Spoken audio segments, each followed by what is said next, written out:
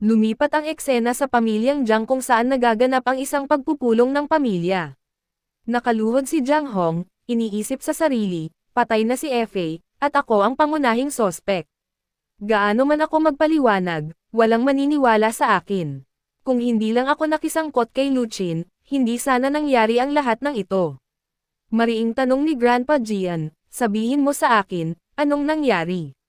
Paano siya namatay? Sumingit ang tiyuhin, itinuturo si Gian Hong, tanungin ninyo ang basurang ito. Pinatay niya ang sarili niyang kapatid. Walang iba, si Gang Hong iyan. Tumutol si Jiang Hong, Grandpa, wala akong ginawa. Sumusumpa ako, hindi ko siya pinatay. Ngunit sinampal siya muli ng tiyuhin at sumigaw, halos patayin ako ng mamamatay taong inupahan mo. Wala nang dapat sabihin. Naguguluhan, tanong ni Grandpa kung ano ang nangyayari.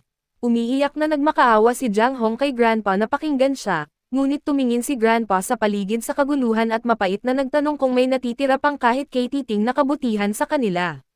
Nagtataka siyang nagtanong kung ano ang kanilang ginawa.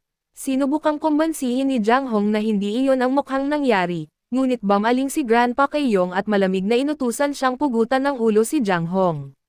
Nagatubili si Yong at humingi ng tawad, tinatawag si Jiang Hong na, "Batang Master, patawarin ninyo ako." Nagmakaawa si Jiang Hong kay Grandpa na huwag itong gawin. Sa sandaling iyon, may sumingit, sinasabihan silang lahat na maghintay. Kinwestiyon ng lalaki ang desisyon ni Grandpa, nagtatanong kung bakit siya gumawa ng ganoong kalaking desisyon ng mag-isa. Tahimik na nakahinga ng maluwag si Jiang Hong, iniisip sa sarili na iniligtas siya ni Grandpa. Kung hindi, pinatay na siya sana ni Second Grandpa ngayon. Ipinahayag ni Uncle King na wala nang dapat unawain. Inangkin niyang nakita niya ang lahat gamit ang sarili niyang mga mata. Kung hindi kasama niya si Grandmaster Yong, patay na rin sana siya. Sa wakas ay tumugon si Grandpa Chiang, humihingi ng ebidensya. Sinabi niyang hindi niya basta paniniwalaan ang kanilang narinig o nakita ng walang patunay. Kinilala niyang nagdadalamati si Uncle King para sa kanyang anak, ngunit hindi iyon sapat na dahilan para ipapatay ang kanyang apo ng walang patas na pagdinig. Kahit man lang, dapat tretuhin si Jiang Hong bilang isang tao. Idinagdag ni Jiang Ren, ang nakatatandang kapatid, na naniniwala siyang may ibang nag-o-orchestra ng lahat mula sa likod ng mga eksena. Sinabi niya na batid man nila o hindi, sumasayaw sila sa tugtog ng taong iyon. Ipinaganitin niya sa kanila na sa kanilang ikatlong henerasyon, 2 miyembro na lamang ang natitira, sina Jiang Fiay at Jiang Hong. Ngayong wala na si Jiang Iyay, si Jiang Hong na lamang ang natitira. Kung papatayin din nila si Jiang Hong, mawawalan ng kinabukasan ang pamilyang Jiang. Iyon na ang katapusan. Inamin ng pangalawang lolo na may punto si Jiang. Ngunit si Uncle King, sa kanyang isipan, ay naghinala na si Jiang ay mapanganib na matalino, minamanipula ang katotohanan sa pamamagitan ng kanyang talino. Inaasahan niyang malapit nang dumating ang resulta ng kanyang sariling investigasyon. Kung hindi, maaaring baluktutin ni Gang Ran ang buong katotohanan. Sa sandaling iyon, may pumasok sa silid at inanunsyo na dumating na ang resulta ng investigasyon. Sinabi ng pangalawang lolo kay Jiang Ren na basahin niya mismo ang ulat. Sinabi niyang wala nang maiiwan na pagtatalunan kapag nalaman na ang mga nilalaman. Ayon kay Jiang, nakasaad sa ulat na noong alas 7 ng umaga, sumakay si Eva sa isang flight mula Golden Steel Gate patungong kapital. Lumapag ang eroplano ng alas 11 ng umaga, pagkatapos nito ay kinontak ni Eva si Jiang Hong at hiniling na magkita sila. Sinabi rin niya ang parehong bagay sa kanyang ama. Noong alas 4 ng hapon, habang nasa kanyang kotse si Eva, huminto ang kotse ni Gang Hong sa harap nito nang walang anumang babala. Nagpaputok si Batang Master Jiang Hong. Si Eva ay binaril at namatay sa lugar. Ang driver ni Gian Hong ay pinatay ng isang assassin gamit ang isang hack system. Kalaunan, dumating sina Grandmaster Yong at Uncle King sa lugar at naglunsad ng buong investigasyon. Ibinunyag na ang bala na natagpuan sa katawan ni Effie ay nagmula sa baril ni Gian Hong. Bukod dito, isang set lamang ng fingerprints ang natagpuan sa armas kay Gian Hong. Kinumpirma ito ng forensic report. Nakasaad din dito na hindi pa namatay si Effie noon, binaril siya ng araw na iyon. Sa sandaling iyon, isang putok ang umalangaw-ngaw. Sumigaw si Gian Hong, nagtatanong sa kanyang tiyuhin kung ano ang ginawa niya, ngunit huli na ang lahat. Bumagsak at namatay si Jiang Hong. Kitang-kita ang pagkagulat at galit ni Grandpa, sumigaw siya kay Uncle King, hinihiling na malaman kung ano ang ginawa niya. Inakusahan niya ito ng pagsira sa pamilyang Jiang. Malamig na tumugon si Uncle King na pinatay ni Jiang Hong ang kanyang anak kaya nararapat lamang itong mamatay rin.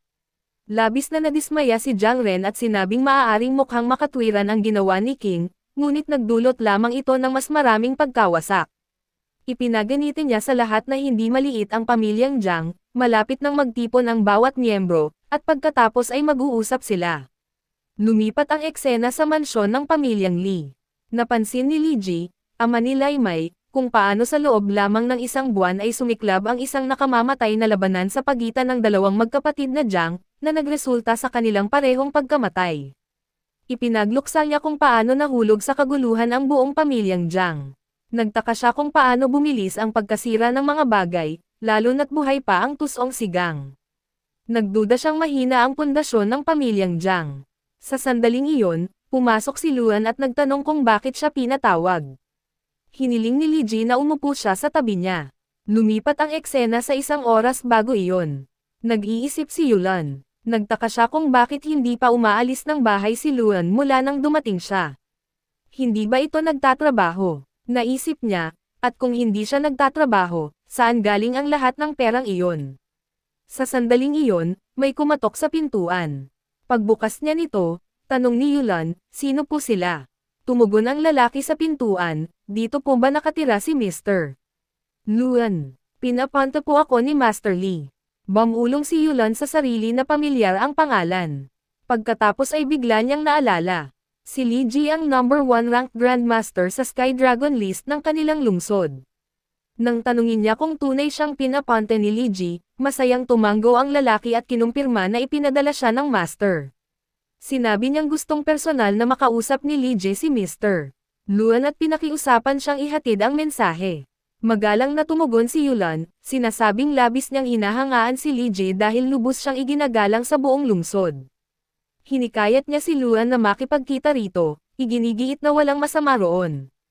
Idinagdag niya, dapat kang pumunta. Hindi magandang tingnan ang baliwalain ang kanyang imbitasyon, at kung tatanggihan mo, madidismaya ako. Dahil sa kanyang pagpupumilit, napagtanto ni Luan na wala siyang pagpipilian. Pagkaalis niya, naisip ni Yulan sa sarili na wala na siyang sariling pag-aari, kahit ang lakas para protektahan si Luo Qin. Ngunit kung mas mapapalapit siya sa pamilyang Li, marahil iyon ang pinakamabuti. Sa kapital, halos walang sino man ang may sapat na kapangyarihan para galawin siya. Kung ang pamilyang Li ang kanyang kakampi, bumalik ang eksena sa kasalukuyan.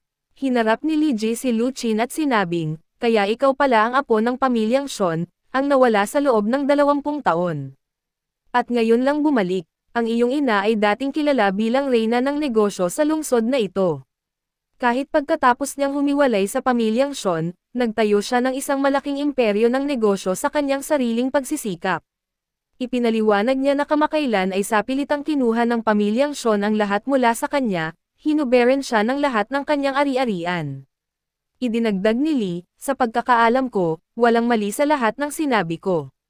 Kalmadong tanong ni Luo Qin, maaari ko bang malaman kung bakit ninyo ako iniimbestigahan?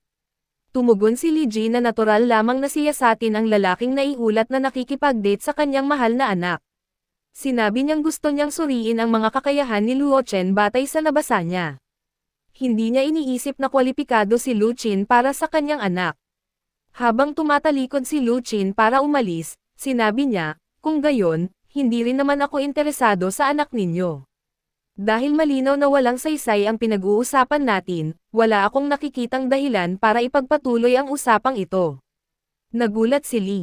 Anong nangyari? Naisip niya. Hindi ba nakikipag-date ang batang ito sa anak ko? Hindi ko inaasahang basta na lang siyang aalis ng ganoon. Akala ko susubukan niyang patunayan ang kanyang sarili, magsasabi ng mga bagay tulad ng magiging karapat-dapat ako sa iyong anak, pero wala siyang sinabi. Habang naglalakad palayo si Lu Qin, sumigaw si Li, teka. Huminto ka riyan. Naisip niya sa sarili na talagang kakaiba si Lu Qin. Sa kabila ng pagkaalam na ang pinakamakapangyarihang Grandmaster sa lungsod ang kanyang kausap, hindi man lang natakot ang bata. Kahit na ibinubugan ni Li Ji ang kanyang aura, isang aurang sapat na lakas para maparalisa kahit ang mga veteranong mandirigma, hindi man lang natinag si Lu Qin. Nagtaka siya kung mayroon bang kakaibang panloob na enerhiya ang bata, isang bagay na nagpapahintulot sa kanya na labanan ang presyon ng ganoon kadali. Ngunit muli, napakabata pa ni Luan. Paano siya makakagamit ng panloob na enerhiya ng ganoon? Dapat ko bang subukan ang kanyang lakas? Pag-iisip ni Li. Ngunit naalala niya na siya ang #1 Grandmaster ng lungsod sa loob ng maraming taon. Kung kumalat ang balita na binuli niya ang isang bata, masisira ang kanyang reputasyon. Sinusubukang pakalmayan ang sarili, muling nagsalita si Li Ji, makinig ka, binata, masyado kang mayabang ngayon, at hindi iyan magandang ugali. Hindi ko sinasabing may mali sa panliligaw mo sa anak ko. Sa katunayan, mukhang disente kang binata. Kaya nga binibigyan kita ng pagkakataon. Nagpatuloy siya, nalampasan mo na ang ideal na edad para magsimulang magsanay sa martial arts, at mas matanda ka na ngayon, ngunit nakikita kong kalmado at kontrolado ka. Kung magiging disipulo kita, maaaring mayroon ka pa ring malaking potensyal. Inamin ni Li na alam niyang hindi gusto ng pamilyang Shan si Lu Qin, ngunit kung magiging disipulo niya si Luan, walang sino man ang maglalakas loob na saktan siya, kahit sa buong lungsod. Nang marinig ito, humalaklak lang si Luan at sinabing, umaasa ako na balang araw ay hindi mo pagsisisihan ang mga salita mo. Tiyo, aalis na ako. Magpahinga na kayo. Kailangan ninyo talaga iyon. Habang naglalakad palabas si Luan, galit na galit si Li. Naisip niya sa sarili, ang tapang pala ng lalaking iyon. Hinamak niya ako sa harap ng lahat. Ano sa tingin niya? Nagbibiro lang ba ako kapag sinasabi kong isa akong Grandmaster? Sa sandaling iyon, nakasalubong ni Luan si Laimay. Lumapit siya rito at masayang nagtanong, Brother Lu Qin, anong ginagawa mo rito? Tinawagan ka ba ng tatay ko? Sana wala siyang ginawang nakakasakit sa iyo. Mabilis na tiniyak ni Lu Qin sa kanya, hindi, walang ganoong nangyari. Ngumiti si Lime at sinabing, mabuti naman. Natutuwa akong ligtas at maayos ang tatay. Nga pala, alam mo bang sa makalawa na ang simula ng kompetisyon sa Dragon List? Ang tatay ko ang kasalukuyang #1, pero kung manalo siyang muli, mababawi niya ang top spot. Pagkatapos ay tinanong niya ito, kung libre ka, gusto mo bang sumama sa akin? Lumipat ang eksena sa araw ng kompetisyon. Tinatawag ni Lime si Lu Qin, Brother Lu Qin, bilasan mo. Malapit nang magsimula ang kompetisyon.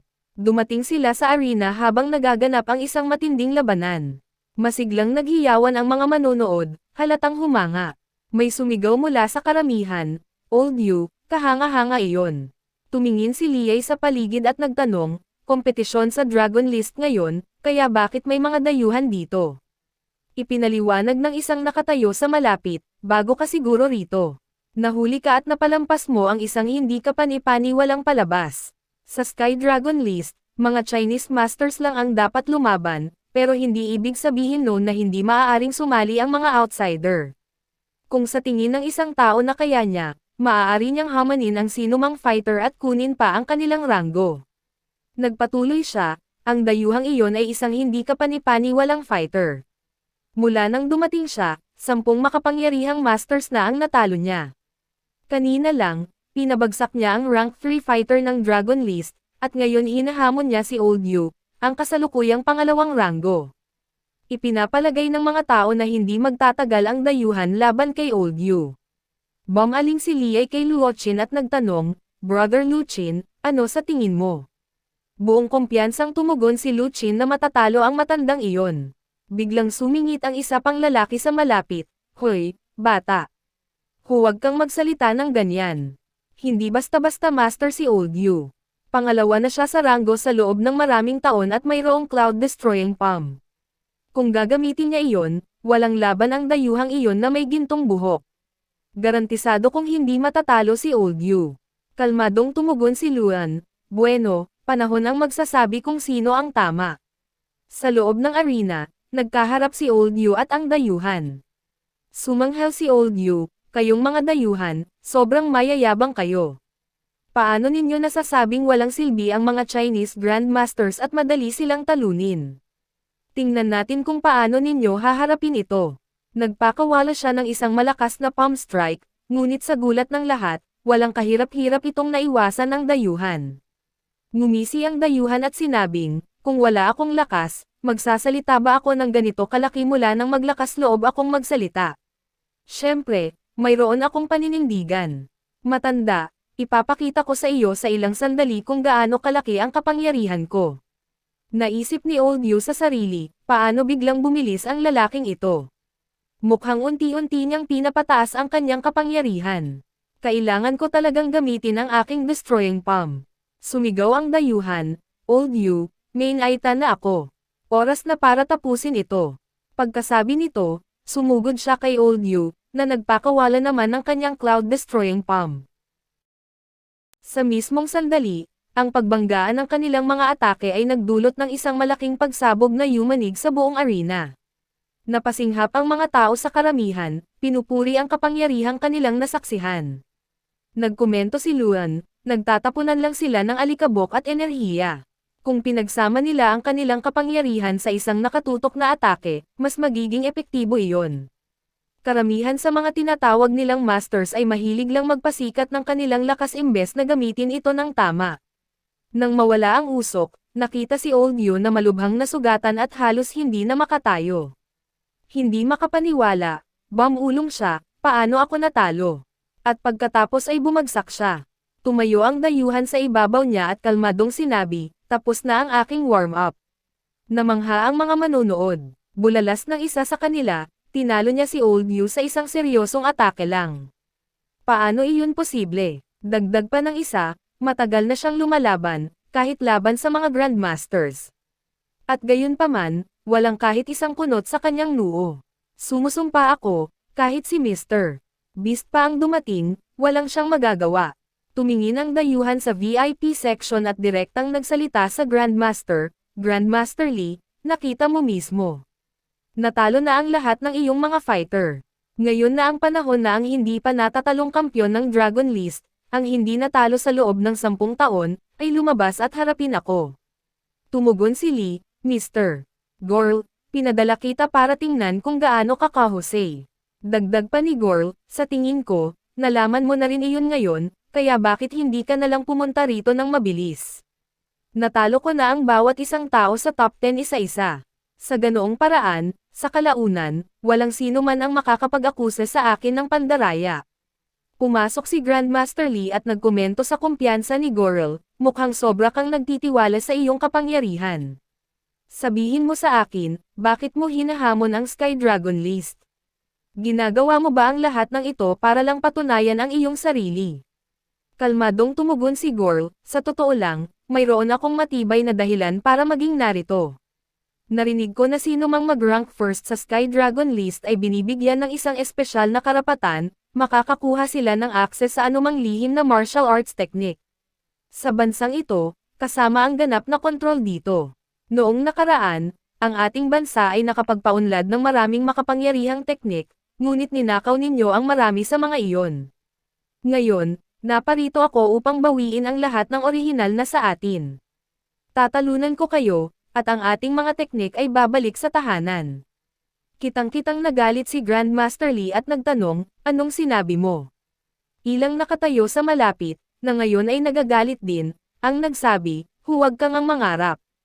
Ang ating Chinese martial arts ay hindi basta-basta ibibigay sa mga outsider. May paninindigang tumugon si Gorl, maging totoo tayo. Kahit magalang kaming humingi, hindi ninyo kailanman ibibigay ang anumang bagay. Kaya naman ako narito upang kunin ang sa atin. Sino mang humadlang sa akin, diretso ko silang ipapadala sa kabilang buhay.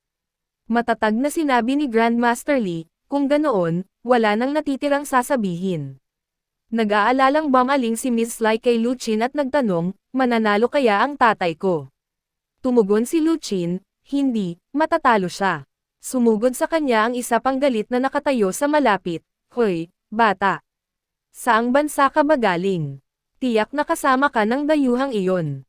Mula nang dumating ka, pinapababa mo na ang aming master, sinasabing hindi siya mananalo.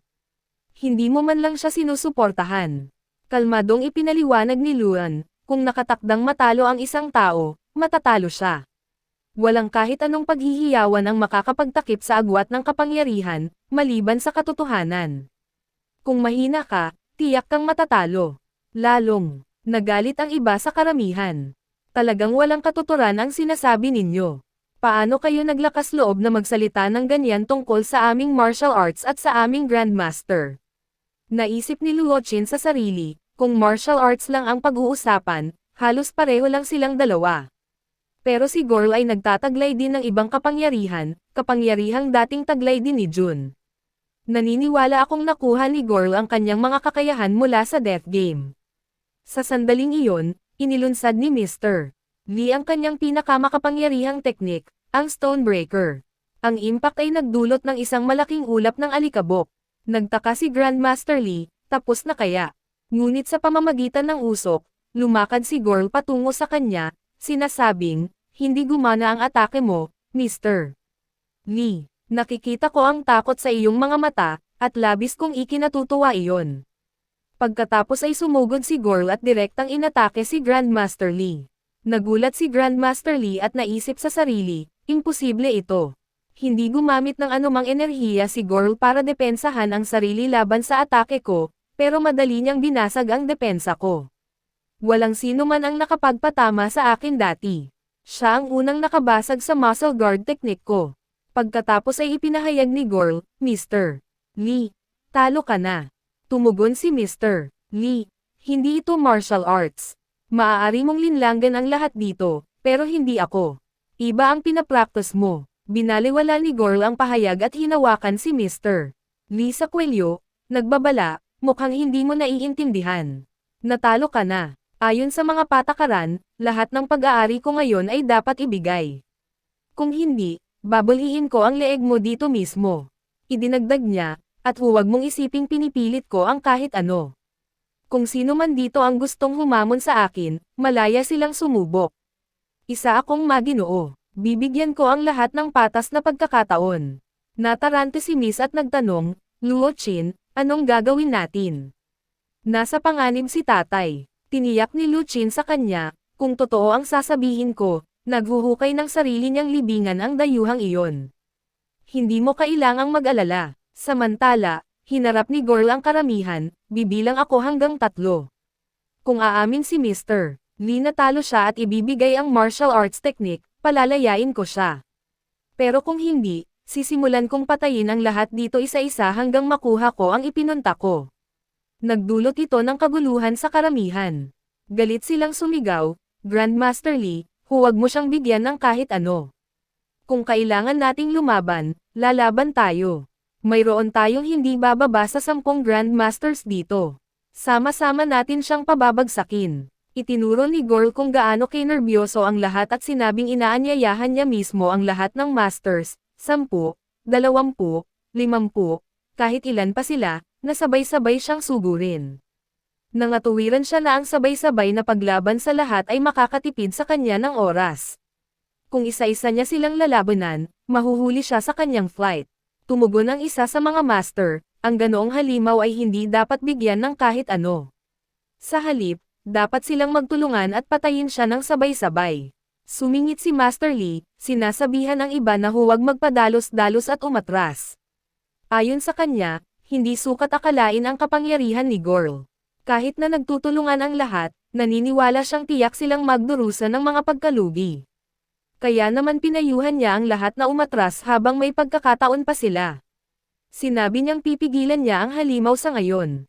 Tumugon si Gorl ng may panunuya. Tinawag niyang matalino si Mr. Lee, sinasabing sa lahat ng naroroon, tanging ito lamang ang tila nakauunawa sa bigat ng sitwasyon. Sa kasamaang palad, walang ibang nakikinig sa kanya. Pagkatapos ay ipinahayag ni Gorl na kung gusto niyang takutin ang lahat, kailangan niyang magsimula sa pamamagitan ng pagpatay sa pinakamalakas na tao muna. Kaya naman pinili niya si Lee Ji bilang kanyang unang target. Biglang humakbang si Luan at sinabing, "Teka muna. Pinagmamasdan kita, at mukhang nagmamadali kang matalo. Sige, bibigyan kita ng pagkakataong matalo." Nagulat na tanong ni Gorl, "Hoy, bata. Seryoso ka bang nakikipag-usap sa akin?" Naisip ni Grandmaster Lee sa sarili, anong ginagawa ng batang ito? Bakit siya humahakbang pasulong ng ganito? Pagkatapos ay sinabi ni Gorl, isang bagay ang sigurado, kayong mga bata ay sobrang mayayabang. Lahat ba ng bata sa bansa ninyo ay ganito katayog ang tingin sa sarili? Kalmadong tumugon si Luan, sinasabi kay Gorl na mayroon siyang dalawang pagpipilian, umalis at hindi na bumalik, o mamatay na parang aso sa kanyang mga kamay. Nagtanong si Gorl nang may panunuya kung papatayin siya ng isang hamak na bata. Sumingit si Master Lee at nagmakaawa, bata, bumalik ka. Hindi ito biro, nakataya ang buhay mo. Inamin ng unang master, mukhang napaikan ang bata dahil sa akin. Bata, bumalik ka na lang. Hindi mo kailangang lumaban. Huwag mong sayangin ang buhay mo nang walang kabuluhan. Tiyak na mahalaga ang buhay mo sa pamilya mo. Nag-alok si Grandmaster Lee. Sinabi niya kay Gorl na ibibigay niya ang teknik na gusto nito, ngunit kung mangangako itong hindi niya gagalawin ang bata. Galit na tinanggihan ni Gorl ang alok. Sinabi niyang ang kawalang galang na ipinakita ng bata sa kanya ay higit pa sa kahit sinong naglakas loob na gawin. Sa kabila ng kanyang lakas, walang respeto sa kanya ang bata, at dahil doon, kamatayan ang parusa. Ipinahayag niyang tiyak na masusunog si Luo Qin sa impyerno dahil sa kanyang kayabangan. Hinamon siya ni Luan, bakit kita igagalang? Sa tingin mo ba karapat-dapat ka sa aking respeto? Naglunsad ng atake si Gorl. Pumuno ang usok sa buong lugar. Akala ni Master Lee na tapos na ang lahat. Sinabi ng iba na pinatay ni Gorl ang bata nang walang dahilan. Ngunit pagkatapos ay nagulat sila. Lumabas na sa isang atake lang, ibinagsak ni Luan si Gorl sa isang pader, na umubo ng dugo. Natigilan si Gorl. Tinamaan ba talaga ako ng batang ito? Pero paano? Nakatayo ako mismo sa harap niya at hindi ko man lang nakitang gumalaw ang kamay niya. Paano siya lumalaban nang hindi gumagalaw? Sumigaw si Gorl sa pagkainis, sinong nakikialam sa laban namin? Magpakita ka, o papatayin ko ang batang ito.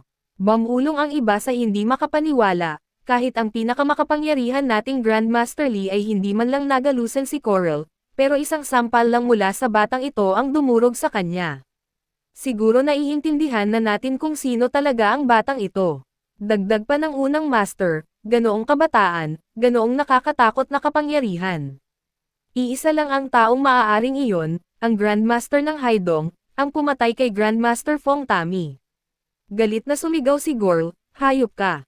Paano ka naglakas loob na hawakan ang katawan ko? Wawasakin kita. Ngunit sa sandaling iyon, gumalaw si Luan sa bilis ng kidlat. Sinipa niya ng malakas si Gorl, na nagpalipad dito sa ere. Pagkatapos, sa ere, tinamaan niya ito ng isang napakalakas na suntok, na pumuno sa buong lugar ng usok. Nang mawala ang usok, ganap nang natalo si Gorl. Nakatayo si Luan sa ibabaw niya, nakatapak ang paa sa ulo ni Gorl, at malamig na nagtanong, ngayon, sabihin mo sa akin, sino ang pumapatay kanino dito? Ipinaganitin niya kay Gorl, sinabi mong karapat-dapat ka sa respeto. Bueno, narito ka na, kung saan ka nararapat, sa ilalim ng aking sapatos. Ito lang ang respeto na makukuha mo. Galit na bumulalas si Gorl, kung talagang may bayag ka, patayin mo na ako ngayon. Sigurado akong hindi ka ililigtas ng count. Bibigyan ka niya ng kamatayang mas masahol pa sa akin. Nang walang pag-aalinlangan, ibinagsak ni Luan ang mukha ni Gorl sa lupa, na ikinamatay nito. Lumipat ang eksena sa mansyon ng Count. Natanggap ng Count ang balita. Mapait niyang sinabi, ang aking mensahero, si Gorl, ay pinatay. Huwag kang mag-alala, Gorl. Muli kitang ipaghihiganti. Lumipat ang eksena, sa pagkakataong ito sa isang base militar. Mabilis na nagsalita ang isang sundalo kay General Lin Huang, General, hindi kayo maniniwala dito. May malaking balita. Ang Sky Dragon ranking list, hindi ito nagbago sa loob ng 10 taon. Lahat ay naniniwalang mananatili itong pareho hanggat buhay si Grandmaster Lee, ngunit hulaan ninyo. Sa wakas ay nagbago na ito, at ang responsable ay isang nagngangalang Luo Ji. Bulalas ng sundalo. Ipinahayag ni Lin Halong kung paano iyon tiyak na mangyayari. Naguguluhang tanong ng sundalo kung ano ang tiyak na mangyayari. Nagtataka siya kung talagang ganoon kalakas si Lu Ji, mas malakas pa kaysa kay Grandmaster Lee na personal niyang alam na napakalakas. Nagtanong siya kung matatalo ni Lu Ji kahit ang isang tao sa antas na iyon. Ipinaliwanag ni Lin Huang na si Mr. Luigi ay talagang napakalakas. Sa katunayan, kung magiging tapat ka, hindi sapat ang lakas ng Sky Dragon List para tumugma sa kanyang lakas. Kahit ang isang Divine Realm Cultivator ay walang laban sa kanya. Ipinahayag niya, si Mr. Luigi ay hindi magagapi. Isang master ang ipinakitang nakikipag-usap kay Luan, pinupuri siya sa pamamagitan ng pagsasabing, Mr. Luochin, tunay kang kahanga-hanga. Ayon sa aming mga patakaran, sino mang tumalo sa amin ay automatikong nagiging aming senior, anuman ang edad. Dapat kaming magpakita sa iyo ng respeto.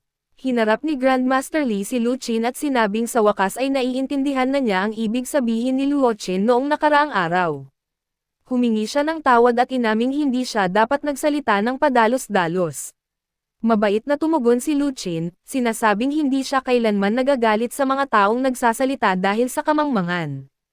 Gayunpaman, kung ang mga salita ay sinadyang sinabi, maaaring iba ang kanyang reaksyon. Pagkatapos ay nagsimulang mag-inuman ang lahat sa silid. Samantala, malalim ang iniisip ni Luan. Naalala niya na ilang sandali lang ang nakalipas, pinag-uusapan ng lahat si Gorl. Nagudyok ito ng isang alaala. Nang patayin niya si Gorl, nakaramdam siya ng kakaibang enerhiya na umaalis sa katawan nito at patungong kanluran. Parang ang enerhiya ay hinihigop ng ibang tao, isang taong sa tansya niya ay dapat na hindi bababa sa third rank Awakener. Naalala niya kung paano paulit-ulit na binanggit ni Gorl ang isang tao bago mamatay. Sinabi ni Gorl na pagkatapos ng kanyang kamatayan, malaki ang magbabago, at malinaw na sa kanya ngayon na ang lakas ni Gorl ay hindi sa kanya. Nagmula ito sa death game na kinasangkutan niya. Inamin ni Luan sa sarili na minamaliit niya ang horror game.